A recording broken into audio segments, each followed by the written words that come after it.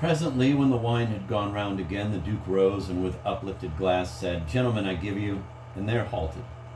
Silent, frowning, flushed, he stood for a few moments and then, with a deliberate gesture, tilted his glass and let fall the wine to the carpet. "No," he said, looking round the table. "I cannot give you Nellie O'Mora." "Why not?" gasped Sir John Merrivale. "You have a right to ask that," said the Duke, still standing. "I can only say that my conscience is stronger than my sense of what is due to the customs of the club. Nellie O'Mora," he said, passing his hand over his brow, "may have been in her day the fairest witch that ever was, so fair that our founder had good reason to suppose her the fairest witch that ever would be. But his prediction was a false one. So at least it seems to me. Of course, I cannot both hold this view and remain president of this club. McKern? Merrivale? Which of you is vice president?" "He is," said Merrivale. "Then, McKern, you are hereby president." Vice myself resigned. "Take the chair and propose the toast." "I would rather not," said the McKern after a pause. "Then, Merrivale, you must." "Not I," said Merrivale. "Why is this?" asked the Duke, looking from one to the other. The McKern, with Scotch caution, was silent. But the impulsive Merrivale, Madcap Merrivale as they called him in BNC, said, quote, "It's because I won't lie," end of quote, and leaping up, raised his glass aloft and cried, "I give you Zuleika Dobson, the fairest witch that ever was or will be." Mr. Oover, Lord Sayes, Mr. Trent Garvey sprang to their feet. The McKern rose to his. "Zuleika Dobson," they cried, and drained their glasses. Then, when they had resumed their seats, came an awkward pause. The Duke, still erect beside the chair he had vacated, looked very grave and pale. Merrivale had taken an outrageous liberty, but, quote, "a member of the junta can do no wrong," end of quote, and the liberty could not be resented. The Duke felt that the blame was on himself, who had elected Merrivale to the club. Mr. Oover, too, looked grave. All the antiquarian in him deplored the sudden rupture of a fine old Oxford tradition. All the chivalrous American in him resented the slight on that fair victim of the feudal system. Miss O'Mora, and at the same time all the Abimelech V in him, rejoiced at having honored by word and act the one woman in the world. Gazing around at the flushed faces and heaving shirt fronts of the diners, the Duke forgot Merrivale's misdemeanor. What mattered far more to him was that here were 5 young men deeply under the spell of Zuleika. They must be saved if possible. He knew how strong his influence was in the university. He knew also how strong Zuleika's. He had not much hope of the issue, but his newborn sense of duty to his fellows spurred him on. "Is there," he asked with a bitter smile, "any one of you who doesn't with his whole heart love Miss Dobson?" Nobody held up a hand. "As I feared," said the Duke, knowing not that if a hand had been held up, he would have taken it as a personal insult. No man really in love can forgive another for not sharing his ardor. His jealousy for himself when his beloved prefers another man is hardly a stronger passion than his jealousy for her when she is not preferred to all other women. "You know her only by sight, by repute?" asked the Duke. They signified that this was so. "I wish you would introduce me to her," said Merrivale. "You are all coming to the Judas concert tonight?" the Duke asked, ignoring Merrivale. "You have all secured tickets?" They nodded. "To hear me play or to see Miss Dobson?" There was a murmur of, "Both, both." "And you would all of you, like Merrivale, wish to be presented to this lady?" Their eyes dilated. "That way happiness lies, think you?" "Oh, happiness be hanged," said Merrivale. To the Duke, this seemed a profoundly sane remark, an epitome of his own sentiments. But what was right for himself was not right for all. He believed in convention as the best way for average mankind. And so, slowly, calmly, he told his fellow diners just what he had told a few hours earlier to those 2 young men in Salt Cellar.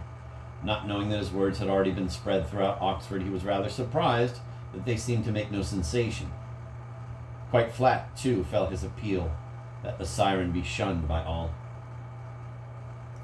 Mr. Hoover, during his year of residence, had been sorely tried for the quaint old English custom of not making public speeches after private dinners. It was with a deep sigh of satisfaction that he now rose to his feet.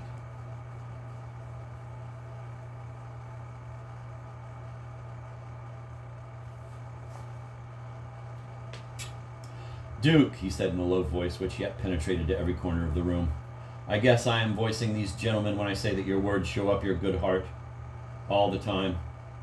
Your mentality, too, is bully, as we all predicate. One may say without exaggeration that your scholarly and social attainments are a byword throughout the solar system and beyond. We rightly venerate you as our boss. Sir, we worship the ground you walk on, but we owe a duty to our own free and independent manhood. Sir, we worship the ground Miss Z. Dobson treads on. We have pegged out a claim right here, and from that location we aren't to be budged.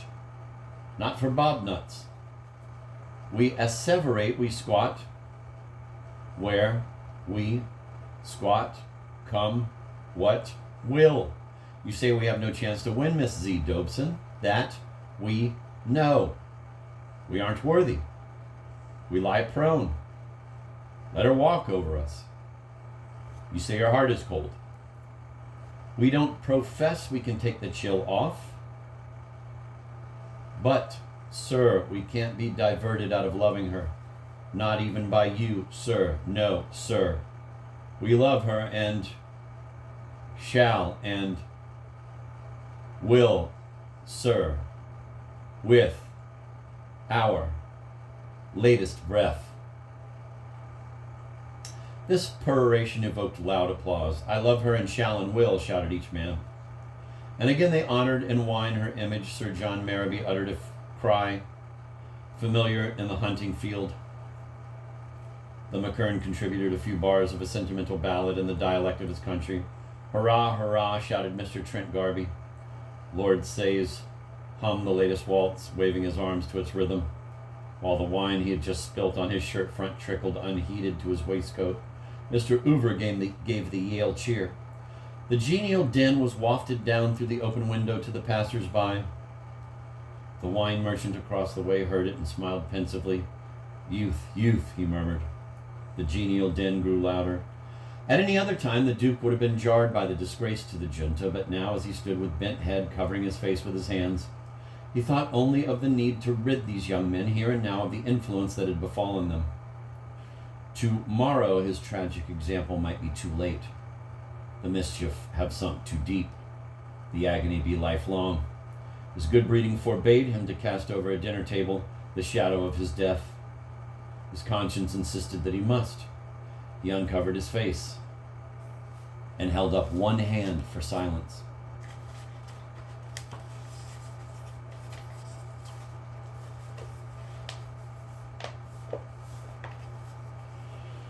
We are all of us, he said, old enough to remember vividly the demonstrations made in the streets of London when war was declared between us and the Transvaal Republic.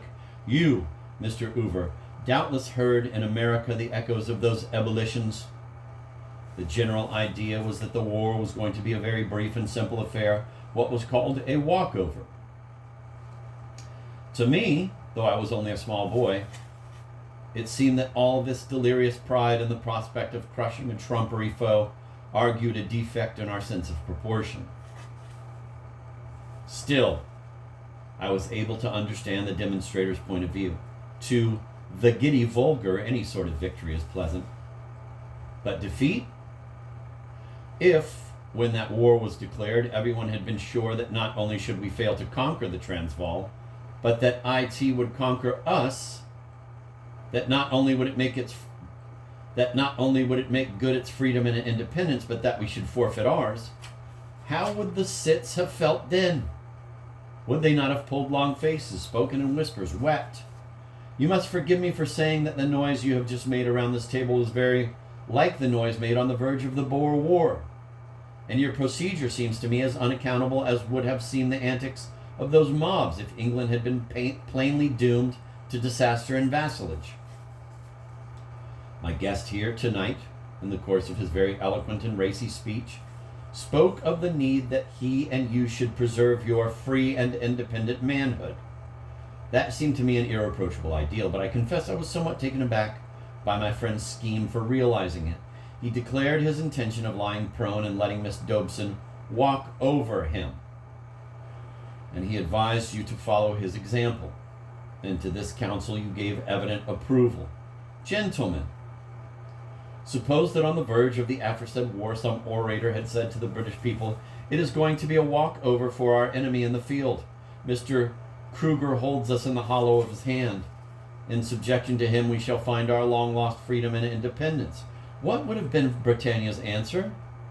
What, on reflection, is yours to Mr. Hoover? What are Mr. Hoover's own second thoughts? The Duke paused, with a smile to his guest.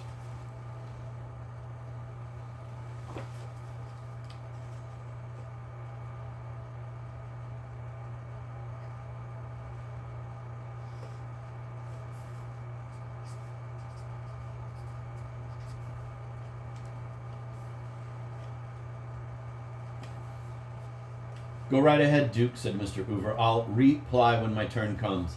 "And not utterly demolish me, I hope," said the Duke. His was the Oxford manner. "Gentlemen," he continued, "is it possible that Britannia would have thrown her helmet in the air, shrieking, 'Slavery forever'? You, gentlemen, seem to think slavery a pleasant and an honorable state. You have less experience of it than I. I have been enslaved to Miss Dobson since yesterday evening. You, only since this afternoon. I, at close quarters. You, at a respectable distance. Your fetters have not galled you yet. My wrists, my ankles are excoriated. The iron has entered into my soul. I droop.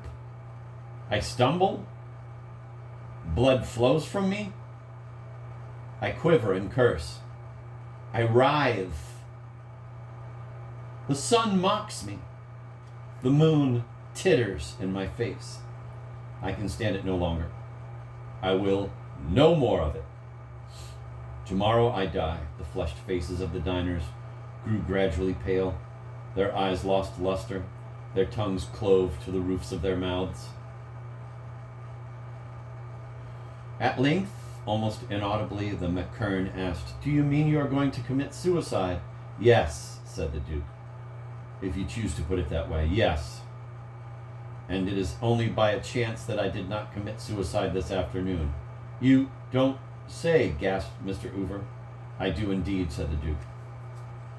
"And I ask you all to weigh well my message." But does Miss Dobson know?" asked Sir John. "Oh, yes," was the reply. "Indeed, it was she who persuaded me not to die till tomorrow." But, faltered Lord Sayes, "I saw her saying goodbye to you in Judas Street, and she looked quite as if nothing had happened." "Nothing had happened," said the Duke, "and she was very much pleased to have me still with her, but she isn't so cruel as to hinder me from dying for her tomorrow. I don't think she exactly fixed the hour. It shall be just after the 8s have been rode. An earlier death would mark in me a lack of courtesy to that contest. It seems strange to you that I should do this thing? Take warning by me. Muster all your willpower and forget Miss Dobson. Tear up your tickets for the concert. Stay here and play cards. Play high. Or rather, go back to your various colleges and speed the news I have told you. Put all Oxford on its guard against this woman who can love no lover. Let all Oxford know that I, Dorset, who had so much reason to love life, I, the non-peril, am going to die for the love I bear this woman, and let no man think I go unwilling. I am no lamb led to the slaughter. I am priest as well as victim. I offer myself up with a pious joy. But enough of this cold Hebraism. It is ill attuned to my soul's mood. Self-sacrifice, bah! Regard me as a voluptuary. I am that. All my baffled ardor speeds me to the bosom of death. She is gentle and wanton. She knows I could never have loved her for her own sake. She has no illusions about me. She knows well I come to her because not otherwise may I quench my passion. There was a long silence. The Duke, looking around at the bent heads and drawn mouths of his auditors, saw that his words had gone home. It was Merrowby who revealed how powerfully home they had gone. "Dorset," he said huskily. "I shall die too." The Duke flung up his hands, staring wildly. "I stand in with that," said Mr. Hoover. "So do I," said Lord Sayes. "And I," said Mr. Trent Garvey. "And I," from McKern.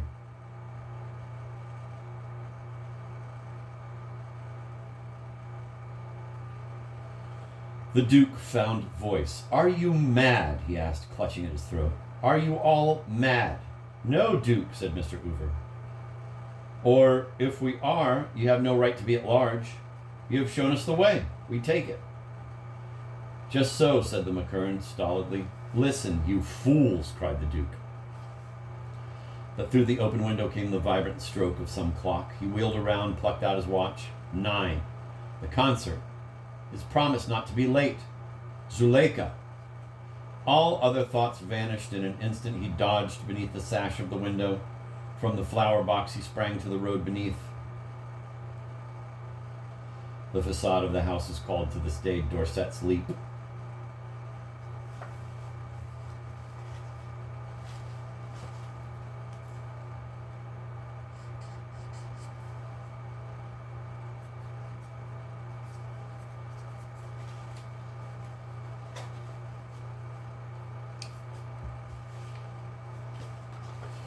Alighting with the legerity of a cat, he swerved leftward in the recoil and was off, like a streak of mulberry-colored lightning, down the high.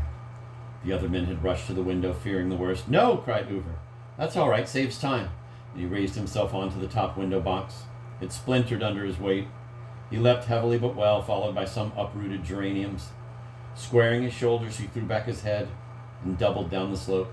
There was a violent jostle between the remaining men. The McKern cannily got out of it and rushed downstairs. He emerged at the front door just after Merrowby touched ground. The baronet's left ankle had twisted under him. His face was drawn with pain as he hopped down the high on his right foot, fingering his ticket for the concert. Next leapt Lord Sayes, and last of all leapt Mr. Trent Garvey, who, catching his foot in the ruined flower box, fell headlong and was, I regret to say, killed.